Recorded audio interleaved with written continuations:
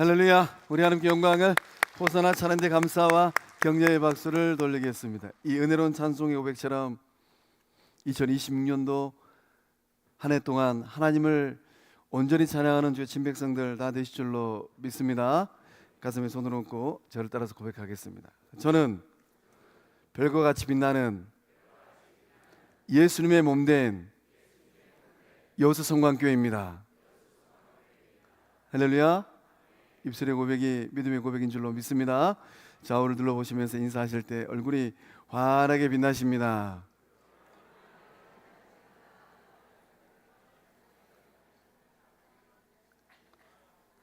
이 환하게 빛나는 이 얼굴을 통하여서 하나님께서 생명의 역사, 구원의 역사를 이루어내실 줄로 믿습니다.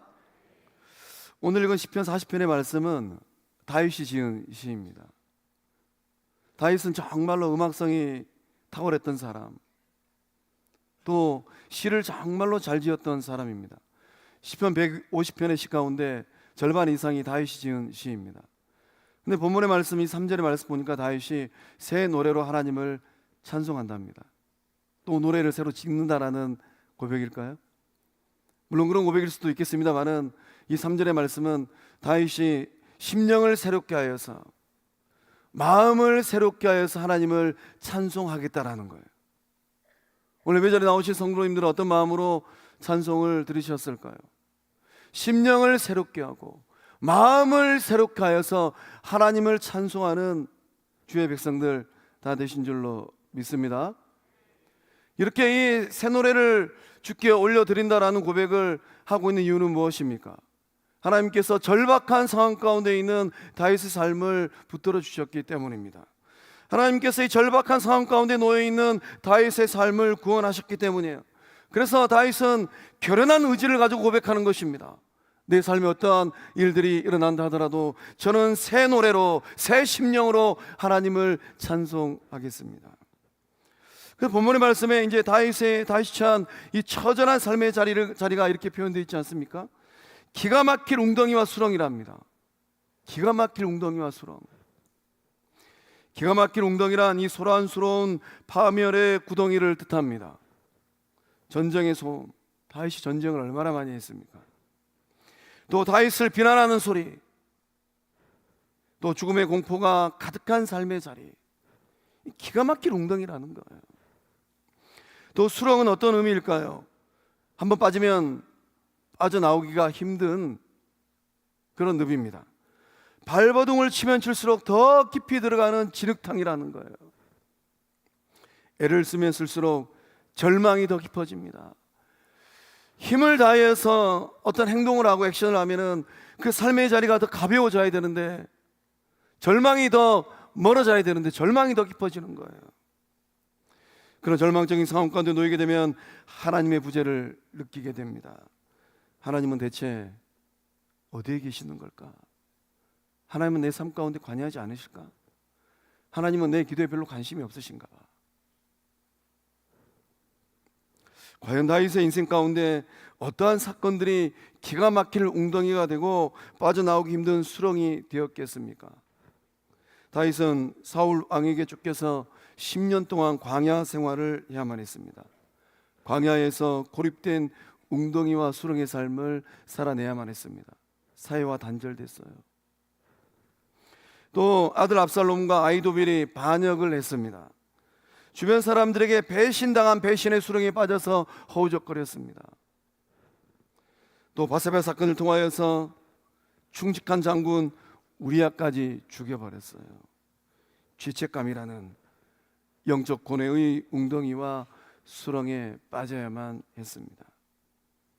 오늘을 살고 있는 현대인들, 저와 여러분들이 빠져서 허우적거리고 있는 기가 막힌 웅덩이와 수렁은 무엇일까요? 어쩌면 우리가 자본주의 시대를 살고 있기 때문에 밤잠을 설치게 만드는 경제적인 압박이지 않을까요? 세상에 그 많은 돈들은 다 어디 가 있을까요?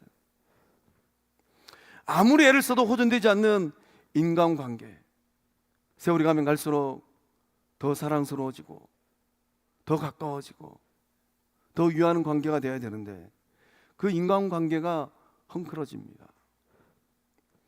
또 이 세상을 살다 보니까 나의 못난 모습을 바라보고 타인과 비교하는 이 열등감의 수렁, 한번 빠지면 정말 헤어나오기가 쉽지 않잖아요.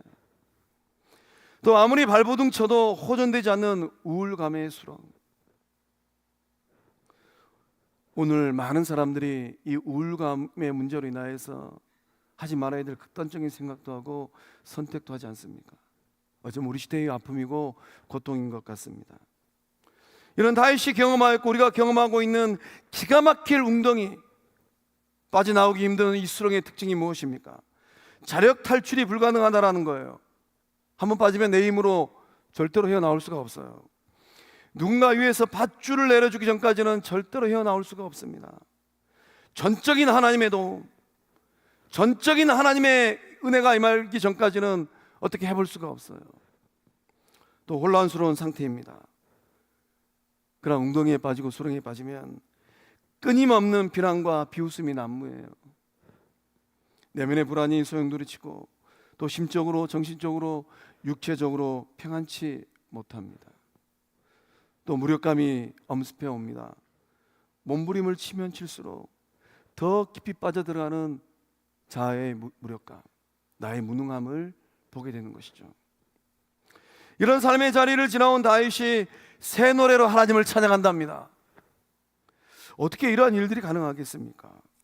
아무리 힘들고 어려운 삶의 자리를 할지라도, 빠져나오기 힘든 웅덩이와 수렁이라 할지라도 하나님께서 건져주셨기 때문입니다. 하나님께서 다윗의 발을 반석 위에 세워주셨기 때문이에요. 웅덩이에 빠지고 수렁에 빠진 다윗을 향한 하나님의 생각이 많기 때문입니다. 그 수를 헤아릴 수가 없답니다. 다윗을 위하여 행하신 기적이 많기 때문이에요. 하나님께서 절망의 웅덩이에서 견고한 반석으로 옮겨주셨기 때문입니다. 말씀은 절망의 웅덩이에서 시작합니다. 그러나 끝은 새 노래로 끝이 나고 반석 위에 서는 삶으로 끝이 납니다.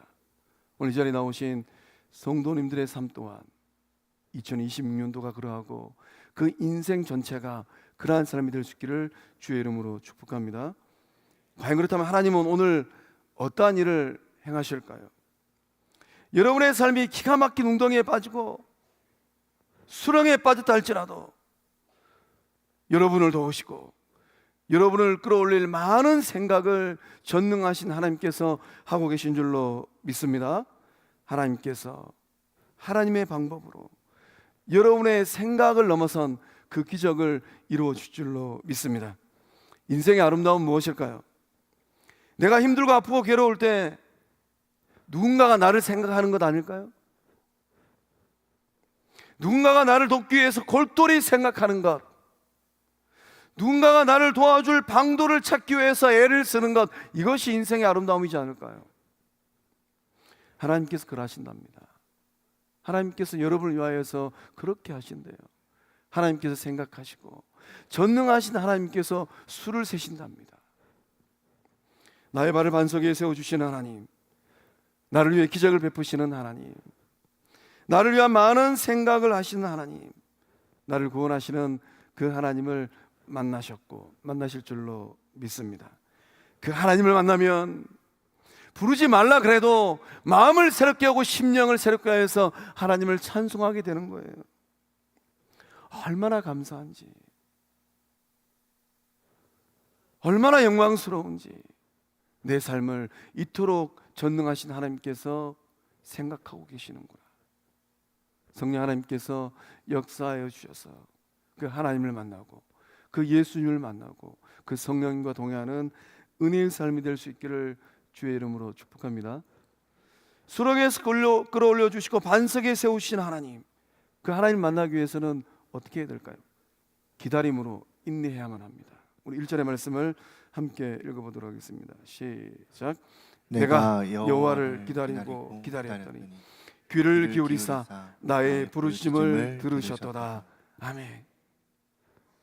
아니, 웅덩이에 빠지고 수렁에 빠졌으면은 절망하고 탄식하고 한탄하고 원망하고 불평하는 게 정상이지 않을까요? 그런데 이 다윗은 웅덩이와 수렁에 빠져서 가장 먼저 한 일이 기다린 일입니다. 그것도 그냥 기다린 것이 아니라 기다리고 또 기다렸답니다. 어떤 의미일까요? 단순히 시간이 흘러가기를 넉넉히 기다린 게 아닙니다. 막연한 기다림이 아니에요. 소망을 가지고 기다렸다라는 것입니다. 밧줄을 팽팽하게 당기듯 인내심을 가지고 참을성 있게 그렇게 기다렸다라는 거예요. 하나님께서 반드시 응답하시고 역사하신다는 확고한 신념을 가지고 기다렸다라는 거예요. 부르짖는 기도를 올려드리면서 기도의 자리에서 이탈하지 아니하고 기다렸다는 것입니다. 기도의 자리를 잘 지키고 계실까요? 내가 지켜야 될 기도의 자리가 있습니다. 목사가 지켜야 될 기도의 자리가 있고 중직분자들이 지켜야 될 기도의 자리가 있어요. 아무리 힘들고 어렵다 하더라도 예수님은 그날 겟세마네 동산에서 그 기도의 자리를 지켜내셨잖아요. 거룩한 미성광명 공동체 가운데 그 은혜가 흐르고 있는 줄로 믿습니다. 1914년 이 어네스트 세클턴은 27명의 대원들과 함께 남극 탐험의 길에 나섰답니다. 남극을 횡단하는 그 여정에 나섰다라는 거예요. 계획을 잘 세우고 큼지막한 배를 가지고 남극을 향하여서 나아갔다라는 것입니다. 근데 이 남극을 지나가다가 이 배가 빙하에 갇혀버렸다고 해요. 영하 45도의 이 추위 속에서 배는 파괴되었다고 합니다. 이 떠다니는 얼음 덩어리 위에서 무려 634일, 1년 8개월을 견뎠다고 합니다. 대원들이 절망의 수렁에 빠질 때마다 이 어네스트 셰클턴이 격려하고 위로하였답니다. 내가 반드시 구조대원을 데리고 함께 구조하러 오겠다. 대장 이 셰클턴은 이런 약속을 하고 이 구조대를 데리기 위해서 또 먼 길을, 목숨을 걸고 먼 길을 갔다라는 거예요. 작은 보트를 타고 이 목숨을 건 항해 끝에 구조대를 만나고 돌아올 수가 있었습니다. 단 한 명의 희생자도 없이 전원을 구출하였답니다. 1916년 8월 30일 남극을 향하여서 배를 타고 떠난 지 1년 9개월 만에 셰클턴과 함께 모든 대원들이 구조되었다고 해요.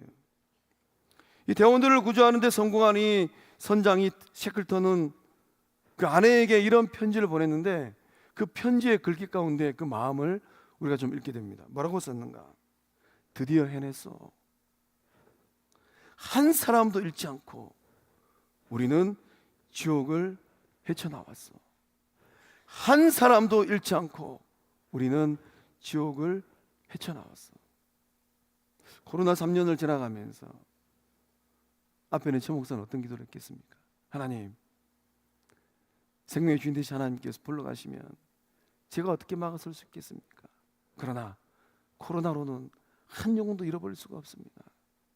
영적 공동체 가운데 은혜를 주셔서 이 코로나를 잘 이기고 뚫고 나아갈 수 있도록 주님 붙드시옵소서. 그 은혜가 우리 영적 공동체 가운데 흐르고 있는 줄로 믿습니다. 주님 오시는 그날까지 거룩한 빛 성광교회는 어떤 영혼의 구원선이 될 수 있을까요? 세상에는 수많은 사람들이 이런저런 일들로 인하여서 유리방황하고 있지 않습니까? 이 셰클턴의 고백처럼 우리 주님 만나는 그날, 주님 드디어 해냈습니다. 한 사람도 잃어버리지 아니하고 주님께서 성광후에 성사시킨 영혼들 무탈하게 천국으로 데리고 왔습니다. 이 고백이 거룩한 빛 여성광교회의 고백이 될 줄로 믿습니다. 이 남극에서 고립되었던 이 탐험대 이 대원들이 전원 구출받은 비결이 무엇입니까? 단 하나 있어요. 대원들이 대장 셰클턴을 끝까지 믿고 기다렸기 때문입니다. 한 사람도 이탈하지 않았기 때문이에요. 오늘을 살고 있는 우리들도 마찬가지입니다. 때로는 인생의 수렁과 인생의 빙하 속에 갇히기도 합니다. 내 뜻처럼 잘 되지 아니하고 내 계획처럼 되지 않아요.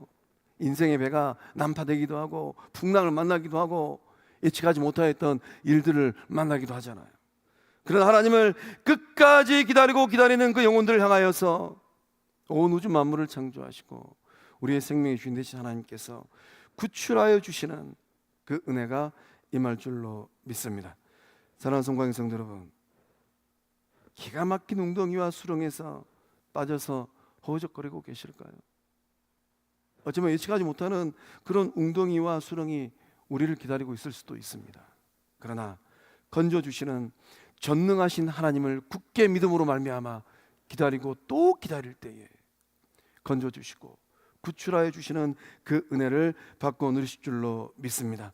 인생 구조대 대장 되시는 예수님을 사모할 때에 주님께서 걸어오셔서 구원하여 주시는 그 은혜가 인생의 분복이 되어지고 영적 공동체의 은혜 될 줄로 믿습니다. 또 수렁에서 반성으로 절망에서 새 노래를 부르는 삶으로 옮겨가기 위해서는 우리가 어떻게 해야 되겠습니까? 말씀의 귀를 열고 순종해야만 합니다. 우리 6절 말씀 함께 읽어보도록 하겠습니다. 시작. 주께서 내 귀를 통하여 내게 들려주시기를 제사와 예물을 기뻐하지 아니하시며 번제와 속죄제를 요구하지 아니하신다 하신지라. 아멘. 하나님께서 다윗의 귀를 통하여 말씀하셨답니다. 다윗하고 우리는 무슨 차이가 있을까요? 다윗이 하나님의 음성을 들었다면 이 자리에 나와 계시는 성도님들은 예수 그리스도를 구주로 믿는 저와 여러분은 더 생생한 하나님의 음성을 들으실 줄로 믿습니다. 다윗은 하나님께서 원하시는 것이 무엇인지 깨달았어요. 하나님은 종교적이고 형식적인 예배, 껍데기만 남은 예배를 받지 않으시고 기뻐하지 않습니다. 번제와 속죄제를 요구하지 않으시고 제사와 예물을 기뻐하지 않으십니다. 하나님께서 기뻐하시는 것, 하나님께서 원하시는 것은 짐승의 피가 아니라는 거예요. 마음이 담기지 않는 그 짐승의 피가 아니라는 것입니다. 하나님의 말씀을 듣는 귀, 하나님의 말씀에 즐거이 순종하는 마음, 그것을 하나님께서 기뻐하신다라는 거예요. 8절에 다윗이 이렇게 고백을 하죠. 나의 하나님이여 내가 주의 뜻 행하기를 즐기오니 주의 법이 나의 심중에 있나이다. 여러분의 마음에는 무엇이 있을까요? 여러분의 생각에는 무엇이 있을까요? 하나님께서 원하시는 것은 하나님의 뜻을 삶 속에 행하는 것입니다. 예배 따로 삶 따로가 아니라는 거예요. 나의 삶이 곧 예배가 되어지고 예배가 곧 삶이 되는 것입니다. 귀를 열어서 하나님의 말씀을 듣는 거예요. 마음을 열어서 하나님의 말씀을 품는 것입니다. 세상의 말을 마음에 품는 것이 아니라 오직 하나님의 말씀, 예수 그리스도의 말씀을 마음에 새기고 세상을 살아가는 것입니다. 마음을 열고 세미하게 말씀하시는 하나님의 음성을 듣는 거예요. 하나님의 말씀이 여러분의 마음에 새겨지는 은혜, 그 말씀을 따라 순종하는 은혜가 흐르고 있는 줄로 믿습니다. 기록된 하나님의 말씀 열심히 읽으세요. 선포된 하나님의 말씀 마음을 열고 들으세요. 묵상을 통하여 깨달은 성령의 내마의 음성의 말씀, 그 말씀을 따라가세요. 반석에 우뚝 세워주시는 그 은혜의 삶들이 다 되실 줄로 믿습니다. 수렁에 빠져나온 후에 그 은혜를 받고 난 이후에 성도는 어떤 삶을 살아가야 되겠습니까? 받은 은혜를 간증해야만 합니다. 우리 9절의 말씀을 믿음의 고백으로 함께 읽어보겠습니다. 시작. 내가 많은 회중 가운데에서 의의 기쁜 소식을 전하였나이다. 여호와여 내가 내 입술을 닫지 아니할 줄을 주께서 아시나이다. 아멘. 다윗이 이 웅덩이와 수렁에서 건져주시는 하나님을 만났습니다. 그 후에 어떤 삶을 살아간다라고 고백하고 있는 것입니까? 많은 회중 가운데에서 의의 기쁜 소식을 전한답니다. 내가 만난 하나님, 나를 건져주신 하나님, 내가 받은 은혜를 꿀먹은 벙어리처럼 입 닫고 있는 것이 아니라 고백한다라는 거예요. 하나님, 내가 내 입술을 닫지 아니할 줄을 주께서 아십니다. 인생이 끝나는 그날까지 하나님 자랑, 예수님 자랑, 성령님 자랑한다라는 거예요. 이 웅덩이와 수렁에서 건져주시는 하나님을 만난 사람들은 입술의 말이 달라집니다. 구원의 역사를 경험한 사람들은 입술의 말에 변화가 일어나요. 많은 회중들 앞에서, 많은 사람들 앞에서 받은 은혜를 고백하고 간증한다라는 겁니다.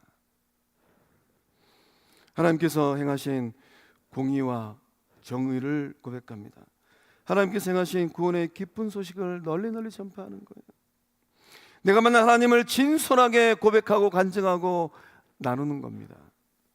살아계신 하나님을 만난 것이 얼마나 좋은지 그 얼굴에 기쁨과 웃음을 가득하고 고백하는 거예요. 예수님 생각하면 그 얼굴이 밝아지잖아요. 비록 삶의 자리가 힘들고 어렵다 하더라도 그 기쁜 소식을 널리 전파하게 되는 것입니다. 10절 말씀에 다시 또 이런 고백을 하지 않습니까? 내가 주의 공의를 내 심중에 숨기지 아니하고 주의 성실과 구원을 선포하였으며 내가 주의 인자와 진리를 많은 해중 가운데서 감추지 아니하였나이다. 성령이 충만하면, 예수 그리스도의 사랑이 차고 넘치면 입이 열립니다.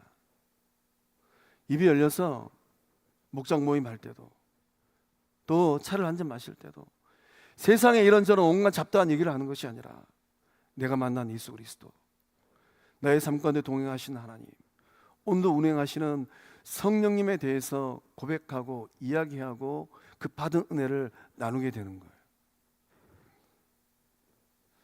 이 받은 은혜를 숨기고 감추는 것, 이것은 하나님의 뜻이 아닙니다. 저는 목회길을 걸어가면서 제가 알지 못하는 어떤 성도를 대면할 때 반드시 물어보는 게 있어요.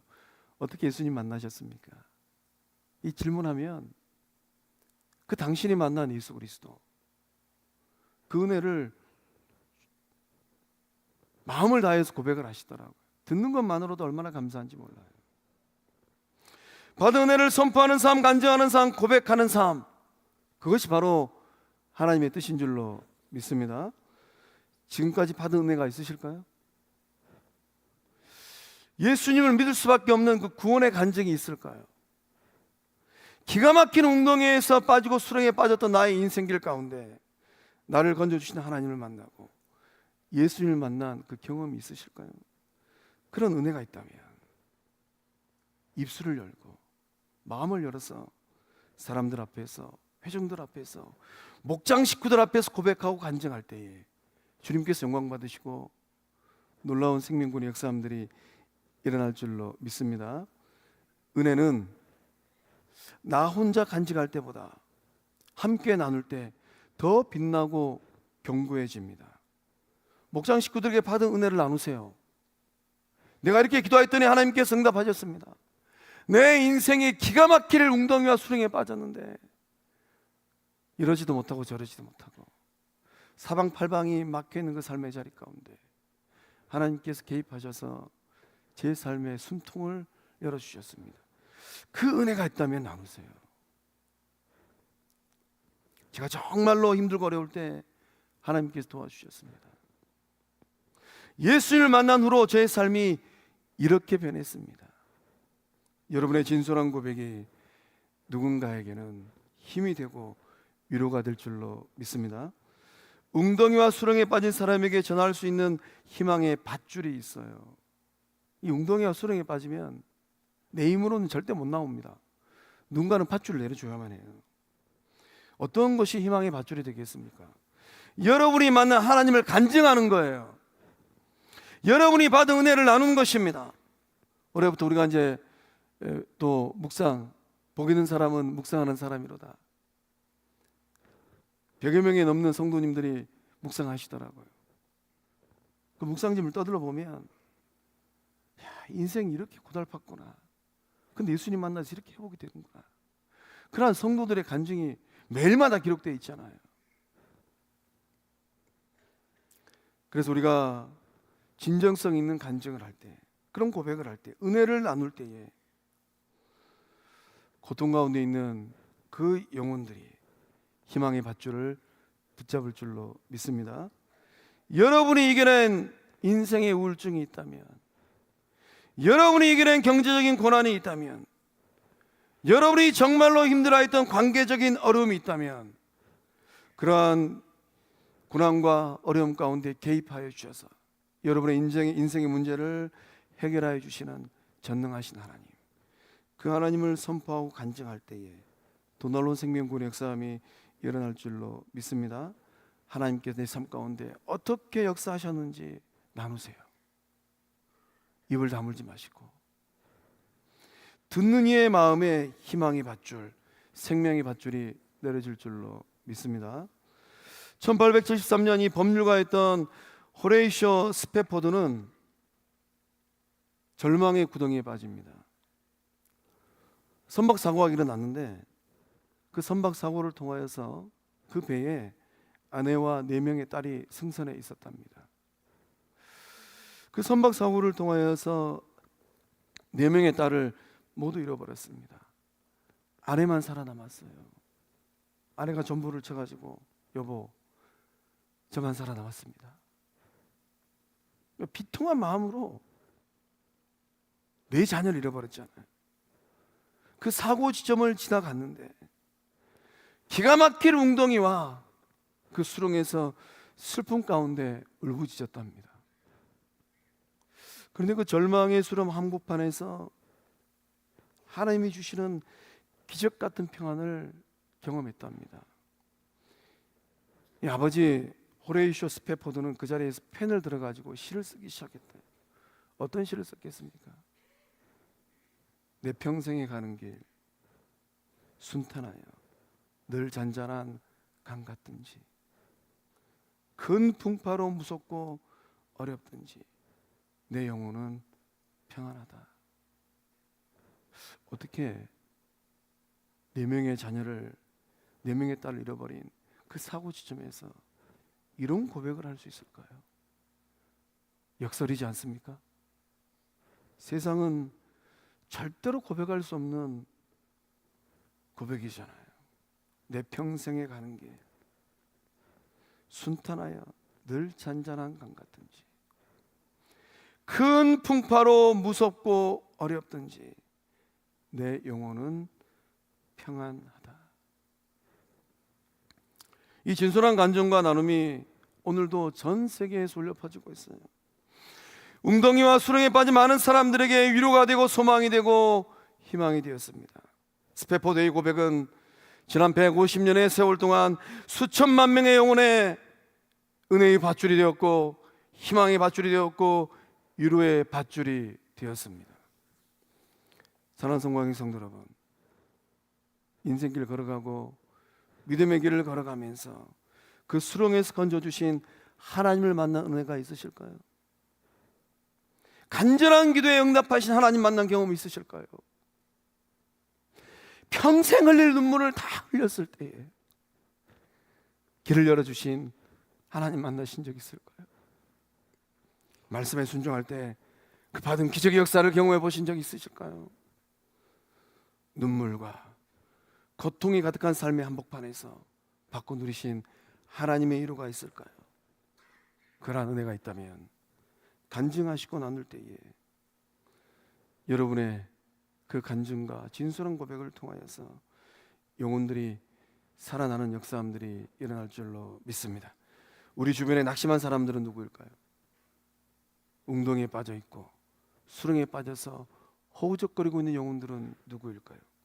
그들을 향하여서 영혼의 닷줄을 내리고 희망의 닷줄을 내리는 저와 여러분이 되시고 거룩한 빛 성광교회가 될 줄로 믿습니다. 기도하시겠습니다. 하나님 감사합니다. 한치 앞을 예측할 수 없는 인생길을 걸어갈 때 가까이 동행하여 주시고 많은 생각으로 위하여 주시고 또 기적의 은혜를 베풀어 주셔서 오늘 이 순간까지 우리가 이룬 줄로 믿습니다. 반석 위에 세워주신 삶, 우리의 인생이 송두리째 새 노래가 되게 하시는 그 은혜를 사모하오니 성령님 통하여서 역사하여 주시옵소서. 기다리고 인내하는 삶이 되게 하여 주시고 말씀에 귀를 기울이는 순종하는 삶이 되게 하여 주시고 받은 은혜가 있다면 입을 다무는 것이 아니라 선포하고 간증하고 나누는 삶이 되게 하여 주시옵소서. 통하여서 영혼이 살려지고 영혼이 일어서고 영혼이 위로함 받고 영혼이 소망을 발견하는 역사함들 일어나게 하여 주시옵소서. 그 한없는 은혜를 부어주심을 믿사옵고 생명 되시고 주권자 되시는 예수님의 이름으로 간절히 축복하며 기도하옵나이다. 아멘. 우리 다 함께 일어나셔서 우리 결단송 찬양하겠습니다.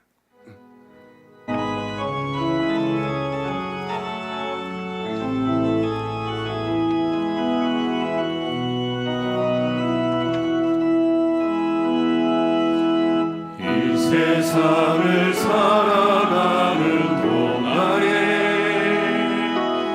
나의 힘을 의지할 수 없으니 기도하고 낙심하지 말 것을 주께서 참 소망이 되시리라. 주의 길을 걸어가는 동안에 세상에 더 의지할 수 없으니 감사하고 낙심하지 말 것을 주께서 참 기쁨이 되시리라. 하나님의 꿈이 나의 비전이 되고 예수님의 성품이 나의 인격이 되고 성령님의 권능이 나의 능력이 되길 원하고 바라고 기도합니다. 하나님의 꿈이 나의 비전이 되고 예수님의 성품이 나의 인격이 되고 성령님의 권능이 나의 능력이 되길 원하고 바라고 기도합니다. 원하고 바라고 기도합니다. 우리 주님께 영광을 드리겠습니다. 이제는